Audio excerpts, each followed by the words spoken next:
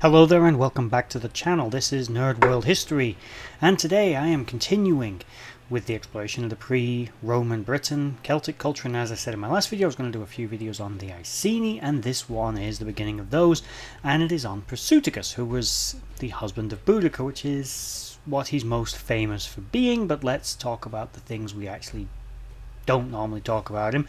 What do we actually know about Prasutagus?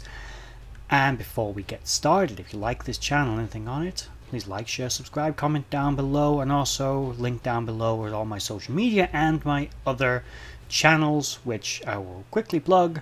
Nerd.World, dedicated to all things nerdy, generally and broadly. Nerd.World History, exactly what it sounds like, same sort of thing as Nerd.World, except everything movie related.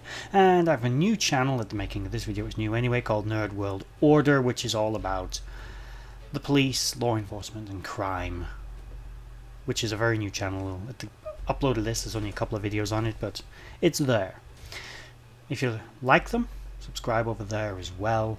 And I should also tell you that this video is brought to you in collaboration with my sponsor, Relentless Rebels, who are also linked in the description below. We'll talk about them later, and after that, very lengthy intro, let's get into the life of Prasutagus, chieftain of the Iceni tribe. Okay, right, so like with many individuals from that time period in history, particularly in Britain, we don't really know where he came from or his history. One things we can assume about him. We can probably very rightfully assume he was amongst the nobility of the Iceni, and if not the Iceni, certainly of the nobility of one of the local Celtic tribes from southern Britannia. That much is certain. The Romans never would have made him chieftain if he wasn't. He had to command the respect to some degree of his people and have to have wealth and power to begin with. That's something we can assume, but as for exactly how old he was, when he was born, where he was born, we don't know. Now, a little bit before he was chieftain, the chieftain of the Iceni was called Scavo. Possibly Scavo, although that's probably a Roman bastardization of his name, as the Romans liked to do that. For example, Caraticus, who was probably really called Caradoc. In fact, Prasutagus himself may actually have been called, and I'm again going to butcher this, as I'm probably butchering every name on this list to be honest, Esuprastus, I think, and that may have been what he was actually called, although some people think that that may have been a different person. That was Tacitus that wrote about Prasutagus. He mentioned that he lived a long time and he lived a very good life, but actually he may have been called Esuprastus. But as I said, the Romans like to rename people, and it may not be the same person, but it could be. And anyway, Scavo was chieftain from perhaps 35 AD to, well, about 47 AD. Now, around 47 AD, the Iceni tribe rose up against Roman rule. Now, initially, when the Romans had turned up, they'd embraced them. They wanted to be part of the empire. They immediately basically petitioned to become a client kingdom and retain some measure of independence. Rather than resist the Romans, so like other tribes had done, such as the Catavaloni tribe and the Debuni and others, they actually embraced Roman rule. Now, they were all on board with this until the Romans started doing things that Romans like to do. Now, because the Romans were having some trouble with a lot of Celtic natives, probably to a degree including the Iceni, we simply don't have that information, they decided to ban the carrying of weapons. Now, we've got to assume that there was probably more to it than that. My guess is Romans, again being Romans, they were putting a squeeze on the nobility for a bit of extra money. And historically, the wealthy don't like to give up their wealth to someone else. So there may have been an element of a combination of different factors, but it's recorded that the Romans tried to ban the carrying of weapons, and to the Celts that was a part of their identity, and it was something that was abhorrently offensive, and it was at least used as a rallying call to revolt. The revolt failed. Prasutagus, who had clearly not participated in that revolt and was one of the surviving nobility, whether he was connected to whatever form of royalty the Celts had, which I don't really think they had a concept of royal families, but If they did, he was possibly in some way connected to it, but he was definitely, as I said, amongst the wealthy elite and the nobility of their civilization. Him and his wife, Boudicca, or Boudicca. Again, there's another one where we don't really know, but that's more because we don't know the pronunciation. But again, it itself could be a bastardization of another name that she may have had. But, different story. At this time, Prasutagus was made chieftain of the Iceni, and from then on things kind of stabilize. He becomes the father of 2 daughters with his wife Boudicca, and they live in the loving embrace of Rome. They pay their taxes, they benefit from the Roman legions, they're protected from their enemies, and basically they live a life of luxury. Now, as Prasutagus gets older, the Iceni tribe have lived well under the Romans. Let's not pretend that they haven't benefited. Roads, aqueducts, better houses, they have become wealthier. Now, the day-to-day lives of most average Britons in Britannia doesn't really change much, particularly in the 1st century AD when the Romans turn up. In fact, all the way to the 5th century, never mind, and even in the 6th century, people were still living in roundhouses. Many hill forts were still being reused in those time periods. The Romans didn't basically touch the lives of every person. They went to the wealthy. For example, Fishbourne Palace was built for a single individual, Togodubnus, or Cogodubnus, depending on, again, if you believe that's the same person or 2 separate ones. Future videos. But that was to reward one wealthy person. What about all the other people? They're either slaves, or they're just general farmers, blacksmiths, or whatever, day-to-day lives. They probably didn't start, just the Romans rock up. Everyone doesn't just abandon roundhouses and start living in square houses with separated rooms. Traditional Celtic dwellings continue for many, many centuries until basically they finally phase out in favour of new, more modern building styles, which have stronger timber frame buildings and later stone. Now, there were roundhouses made of stone, but again, getting off on a tangent,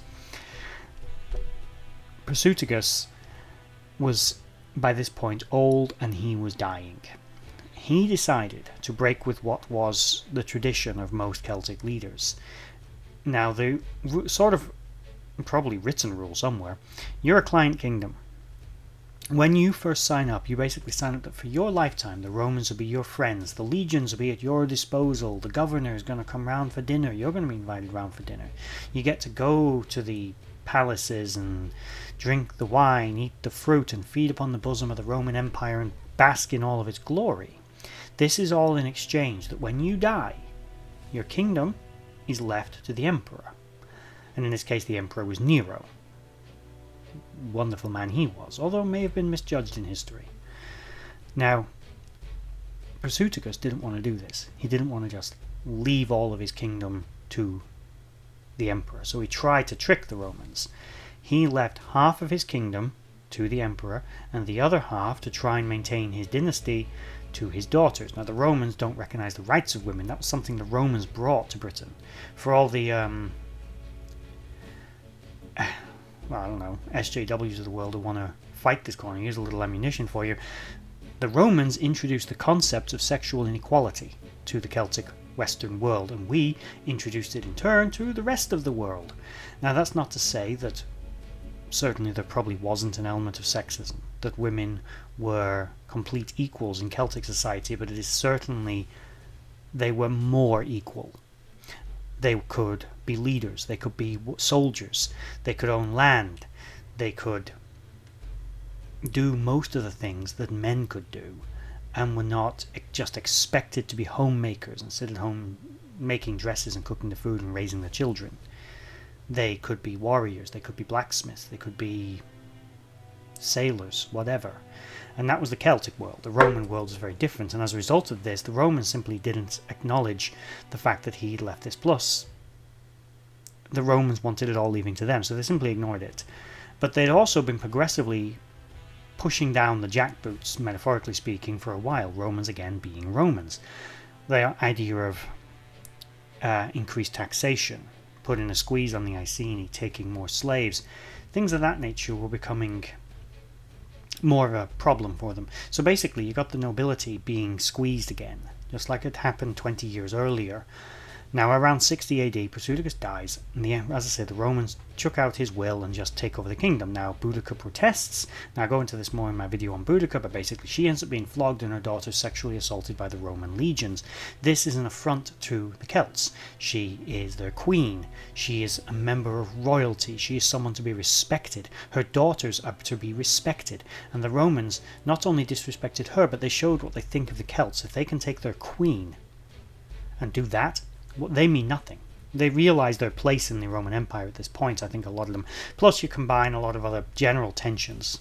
I mean, the Iceni, there wasn't a concept of being British, but certainly there must have been people that recognised that what was happening further north, even with the Brigantes by this point, that the Romans necessarily, they weren't there to help anybody but themselves. They were a conquering nation, and they allowed themselves to be conquered.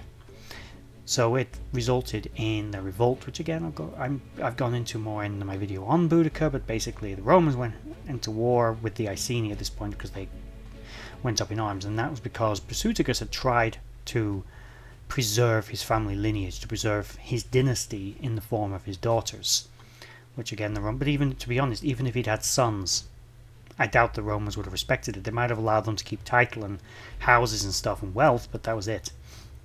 The result of that was the Iceni were defeated, and then in the end the banning of weapons came back, more than were taken as slaves, even more so displacement of people, stripping of resources. Bad time for the Iceni for the next 20 years or so. But again, because the Iceni were a singular state, this wasn't the same sort of effect that would have happened to the Demoni tribe, which rules Cornwall, for example. It's not what would have generally been happening elsewhere. It's just what would happen to that one particular nation. But again, there is the life of Prasutagus. Now, there isn't a great deal on this guy, obviously. Basically, he was an ally of Rome.